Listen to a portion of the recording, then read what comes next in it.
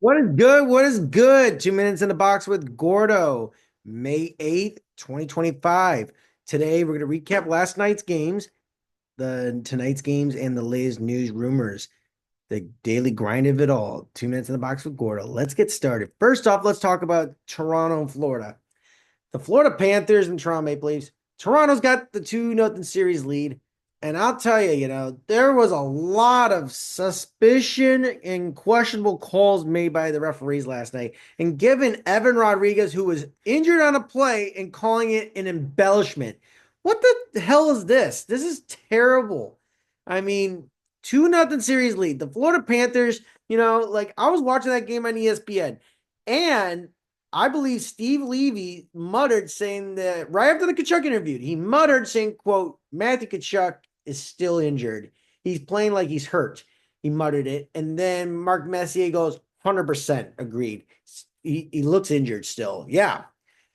I'm like, oh boy, why would you say that and slip out? I mean, like you're supposed to keep it under wraps, but you really said that on national television?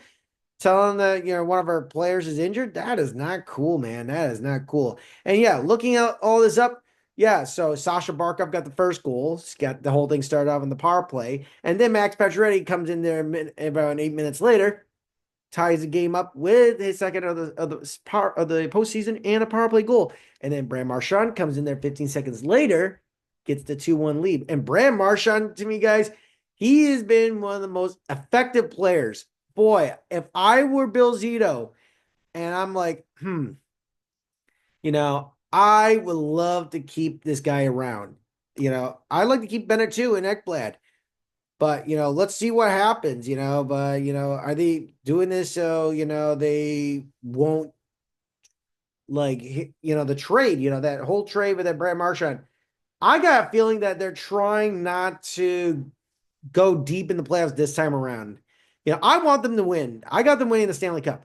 The thing is, I got this feeling that they do not want to give up a first round pick in next year's draft or the following year. I just feel like they're just toying with the Bruins and making sure that, something happens. But the hell with it. I'm going to say Florida is going to come back strong at home tomorrow. And look, William Nylander's been a star in the series so far. He has been answering the call. He has been playing well. Max Pacioretty been very underrated signing. Ties the game up. For William Nylander and Max Domi. What a shot, man! Yeah, got that crowd roaring. Like his old man dropping the gloves back in the day. And then the third period, Anton Lundell ties the game, and then seconds later, boom, Mitch Marner, 4-3. And the Florida Panthers are in trouble. They are definitely in trouble. Something tells me that the Florida Panthers need to get it together. They got to figure out what to do. Like, hey, they've been there before and it happens again. And everyone's like, has this ever happened before? Remember in the second round back in 2010, the Flyers were down 3-0 against the Boston Bruins, and then the Flyers just came back and swept four in a row. Anything is possible. Playoff hockey is very unpredictable. It's not predictable. It's very unpredictable to say the least. And yeah, and looking at the numbers, the Leafs are killing them in the faceoffs. Panthers are shooting them. Power play, Panthers. And the Panthers got to stay out of the penalty box, though. They got to be very careful what they do. The Leafs out hit them by 2. They had 41. The Panthers had 39. Yeah. So something tells me, Panthers better get their act together with this one. They better get their act together. Yeah, and I gotta tell you, this next one, Dallas Winnipeg. Oh my God, Mika Rantanen is haunting his old team, the Colorado Avalanche. Against the Winnipeg Jets. A natural hat trick, 14 points in the last 4 games. I mean, if Dallas plays like the way they are right now, hell, if the Conn Smythe Trophy race was like done with, and the playoffs were done, Mika Rantanen is my Conn Smythe winner. I mean, holy crap! I mean, we're talking about one of the best trades. In this trade deadline, Rantanen went to Carolina and he wanted revenge against Colorado, so he decided, you know what, I'll go to Dallas. And looking at these numbers, 8 goals, 6 assists, 14 points in the last 4 games. Mind boggling. Mind boggling to say the least. And yeah, and Mika Rantanen, his new contract doesn't begin until next year. Boy, the next decade in Dallas is going to be insanely good. And yeah, I'll say this, Winnipeg got the first one, and then Dallas got the rest, and Winnipeg tried to make a comeback, and nothing happened in the third period, and so we ended up with the 3-2. And yeah, that was Winnipeg's first home loss in the postseason so far. But damn, I really think that we got ourselves a very interesting series and a enticing one to say the least. All right, now let's talk about tonight's game, shall we? We got the Carolina Hurricanes and the Washington Capitals. Hurricanes won game one in overtime, and they are heavy. They're the favorites at -175, and the Capitals at +145. You know, I said this before, I say this again. Carolina to me is going to be that team is going to make it to the Cup Finals. If and when it happens, Carolina is going to be that team that's going to be cripple free, crutch free, you name it. They're not going to have any broken bones. This team is well prepared. This team is dangerous. And, Washington Capitals history in the second round, that's how much they got deep, but besides winning the Cup in 2018, the truth is the Carolina Hurricanes are a dangerous team. And this one right here, I'm going Carolina. This team is dangerously on a mission. I got Carolina winning this one. And then you've got Edmonton Oilers and the Vegas Golden Knights. Vegas Golden Knights at a -135 and the Oilers at a +114. Don't forget the Vegas Golden Knights at a 2-0 lead, and then the Oilers came back with 4 straight. I believe this is going to go, if it's a tie series, I think we're got ourselves an interesting series, but Edmonton is playing pissed off right now. They really want to get back to the Cup Finals. They really want to get back there so badly. I'm going to go Vegas tonight. I'm just going to go Vegas, tie the series up, make it compelling and make it interesting. But, the Oilers, though, they won 5 in a row. They won 5 in a row, which is crazy. The Oilers winning 5 in a row. That's a crazy stat that I looked up, right? It's a crazy stat that we're seeing that the Edmonton Oilers, this team is not playing around. They're the first team in Stanley Cup playoff history to win 5 straight wins with comebacks. That's insane. That is straight up insane. Can you imagine if they do it again, 6 in a row? Remember the Montreal Canadiens in 1993? They won 11 games in overtime. And I got a feeling we're going to see that happen again. If it happens again, boy, Edmonton is pissed and they are ready to play. Yeah. So that's where I see it. All right. Now let's get to the news, rumors, and updates. All right. So let's talk about the newest coach of the Anaheim Ducks, Joel Quenneville, the second winningest coach in NHL history. Controversially, resigned from the Florida Panthers due to a sexual assault scandal while he was coaching the Chicago Blackhawks when they won their first Stanley Cup since 1961 in 2010, when the video coach basically sexually assaulted Kyle Beach. Yeah. So, and Quenneville was coaching the Panthers when these allegations came out. And, I don't know how to approach this. This is very soft and controversial, very sensitive, though. I would say, really, you picked Joel Quenneville, to be the next coach of the Ducks. They have a good roster, but not a great, foundation. I would have kept Greg Cronin to coach another year. I honestly would have kept him another year. Then I would have bring Quenneville in there just to, change things up. But, I really think that the Ducks aren't ready to take that leap, just yet to be a very strong contending team. This team hasn't made the playoffs in a long time. They haven't won a playoff series since 2017. I just don't think they're ready yet. I don't think they're ready yet. And yeah, so on and so forth. All right, so we got some interesting talk about Alexei Lafreniere. There is basically the New York Rangers potentially shopping Lafreniere away, the former number 1 overall pick.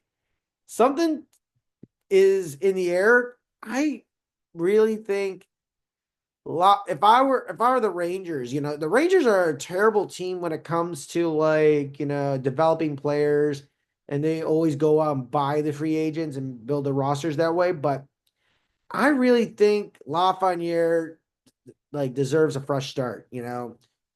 Last year he was phenomenal. This year he slumped. Didn't look good. I think Lafreniere deserves a fresh start. He's got a big contract. I wonder who the hell is going to take that contract off their hands. And yeah, so Montreal Canadiens, they are trying to figure out what the hell they're going to do with Carey Price's crazy big contract. They're trying to free up the cap space because they have a lot of big signings to do for Lane Hudson's contract extension and Ivan Demidov. And then you've got 1 year left of $10.5 million cap hit for Carey Price. He'll earn actually $7.5 million, which $5.5 million will be paid out for the signing bonus on July 1st. Something tells me that the Canadiens could peddle it to a team trying to reach the cap minimum next season. There's some interesting teams though. There is some interesting teams. And listen, the Canadiens did the same thing with Shea Weber's contract in 2022, trading it to Vegas for Evgeny Dadonov, and Vegas flipped the pick to the Utah Mammoth, and basically contract flipped it to the Chicago Blackhawks. Carey's contract has no movement, but he won't block the Habs from moving his contract. 2 million base would make quite affordable for teams hoping to keep their payrolls near the league minimum. And yeah, very interesting indeed. Very interesting indeed. And then you've got the Islanders. We're going back to the New York Islanders. There's a big, big trade block of two players. We're talking about Bo Horvat and Matt Barzell. And if I were the Islanders, you know, you're in a weird situation, and I personally would keep both those guys, Like you don't want to have that number one pick stranded, with no help and support. This Islanders team needs support immediately. They need help. And yeah, and then we've got Nashville, Ryan O'Reilly, he's on the trade block. Then you got Minnesota Wilds, Marco Rossi, and Anaheim Ducks, Trevor Zegras. Zegras is definitely gone. Rossi, keep him. Get a contract. And then you get here in Boston Bruins, Pavel Zacha, and if getting Malkin, the Pittsburgh Penguins, Seattle Kraken, Manny Beniers, Mika Zibanejad for the New York Rangers, and Maverick Bourque round up the list because those guys are on the trade block. And yeah, it could be very interesting. It could be very interesting to see what happens right there.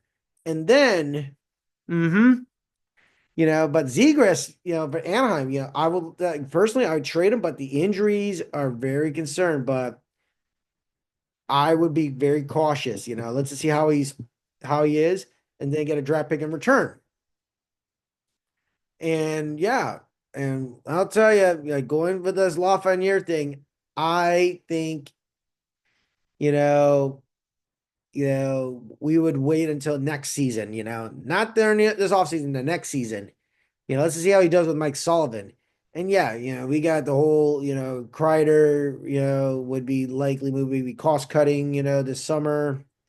And yeah, so on, so forth. Yeah, these trades are very, and these rumors, yeah. And I gotta say, going back to the whole Florida Panthers stuff, and the Toronto Maple Leafs in their series, yeah, I want to tell you something, everybody. This right here is a very interesting stat that I got from MGM, right? This is from MGM, guys, and Leafs latest. All right. So the Toronto Maple Leafs are 11-0 all time in best of seven when taking a 2-0 series lead on home ice. And the Florida Panthers, though, they are 0-5 in all time in best of seven games when they're falling behind 2-0 in the series. Very, very consequential. Yeah. Very consequential indeed. Yeah. Yeah. And I gotta tell you, I'm just been hearing all this crazy talk that, the Toronto Maple Leafs AHL affiliate, the Marlies, could be potentially moving to Hamilton, Ontario. I don't see it happening. I really believe Hamilton will get their own AHL team when, Houston or Atlanta come into the NHL. I mean, like, it's just a curiosity, like, who's going to be the affiliate? Oh, yeah. Interesting things indeed. And yeah, so we know that Anthony Stolars is not flying with the Maple Leafs down to South Florida for game 3 and 4. And now we got the latest money puck odds. So Toronto Maple Leafs had the best odds of winning the cup at 21%, 20% the Carolina Hurricanes, 17% the Dallas Stars, 12% Edmonton Oilers, 9.5% Vegas Golden Knights, Winnipeg Jets at 9.4, the Florida Panthers are at 7%, and the Capitals at 5%. Boy, I'm just curious about what these odds turn out to be tomorrow. I'm just curious. All right. This is fun, but it's wild. It's the NHL. Playoff hockey, expect the unexpected. And yeah, I'm really looking forward to this one and so on, so forth. Yeah. And don't forget, these games are on ESPN. And little advice to everyone: if you're annoyed by the broadcast and all stuff, just get the just put on the radio app if you want to listen to the Carolina Hurricanes or the Washington Capitals personnel, or you can do it with the same thing with the Oilers and the Vegas Golden Knights. Seriously, like mute the TV, listen to your home team broadcast. That's the way to do it. If I get annoyed with the bias and one-sided stuff, just mute it, and then listen to the game on the radio. That's what I do. All right. That's what I do. All right. This has been 2 Minutes in the Box with Gordo. We'll be back here tomorrow, previewing tomorrow night's matchup and reviewing the night before, blah, blah, blah. So don't forget to like, follow, and subscribe on YouTube, Instagram, Facebook, TikTok, Rumble, etc. This has been 2 Minutes in the Box with Gordo, the daily grind news and rumors and updates. Have a great day and keep on watching playoff hockey, baby.